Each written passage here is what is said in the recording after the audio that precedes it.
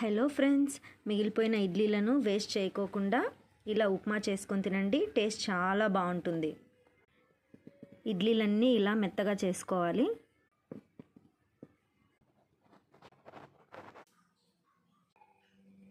Stove మీద pan పెట్టుకొని కొద్దిగా ఆయిల్ వేసి ఆయిల్ హీట్ అయ్యాక పోపు దినుసులు వేయాలి.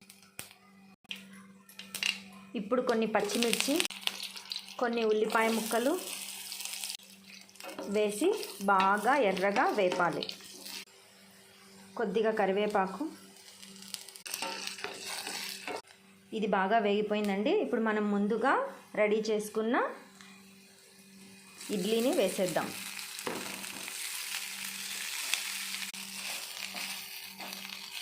ఇలా అంతా బాగా కలిసేలాగా కలుపుకోవాలి. చివరగా కొద్దిగా సాల్ట్ యాడ్ చేసుకోవాలి.